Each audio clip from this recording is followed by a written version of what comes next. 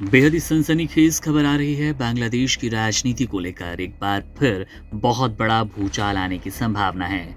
देश छोड़कर भारत में रह रही पूर्व प्रधानमंत्री शेख हसीना ने अब तक का सबसे बड़ा और चौंकाने वाला दावा पेश किया। उनका कहना है कि इसी साल हर हाल में वो अपने देश वापस लौटेंगी।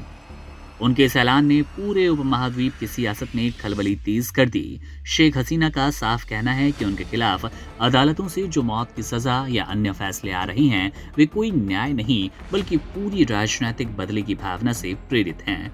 उन्हें मौत का कोई डर नहीं क्योंकि वो पहले भी कई जानलेवा हमलों का सामना कर चुकी हैं।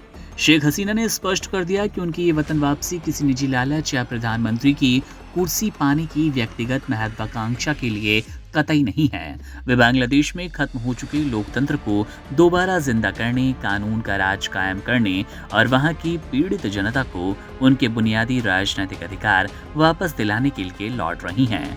उन्होंने वर्तमान व्यवस्था पर तीखा हमला बोलते हुए कहा कि मोहम्मद यूनुस की अंतरिम सरकार और अब की बीएनपी सरकार के राज में पूरा देश बर्बादी की कगार पर पहुंच गया। सुरक्षा व्यवस्था पूरी तरह ध्वस्त है, उग्रवाद पैर पसार रहा है और आवामी लीग के कार्यकर्ताओं पर बेहिसाब जुल्म ढाए जा रहे हैं। पूर्व प्रधानमंत्री शेख हसीना ने आरोप लगाया कि आज के बांग्लादेश को जानबूझकर पाकिस्तान के रास्ते पर धकेला जा रहा है, जहां मुक्ति संग्राम के प्रतीकों और बंगबंधु शेख मुजीबुर रहमान के इतिहास को मिटाने की साजिश हो रही है।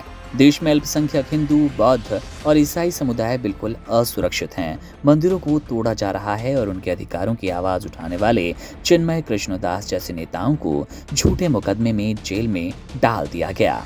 आवामी लीग पर लगे प्रतिबंधों को पूरी तरह खारिज करते हुए शेख हसीना ने हुंकार भरी कि उनकी पार्टी कोई कागजी संगठन नहीं है जिसे कोई सरकार बैन करके मिटा दे, बल्कि ये जनता की असली ताकत है जो कि 77 सालों से बंगाल की मिट्टी से जुड़ी है। उन्होंने बीएनपी के साथ किसी भी तरह के गुप्त समझौते या बैक चैनल बातचीत की खबरों को पूरी अफवाह और झूठा करार दिया।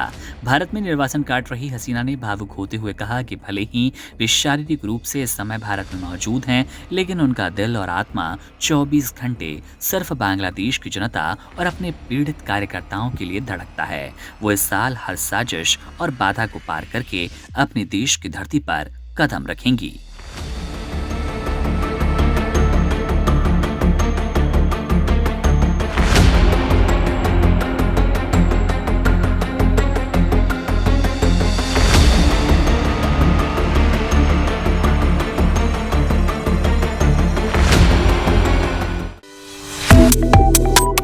Subscribe to One India and never miss an update. Download the One India app now.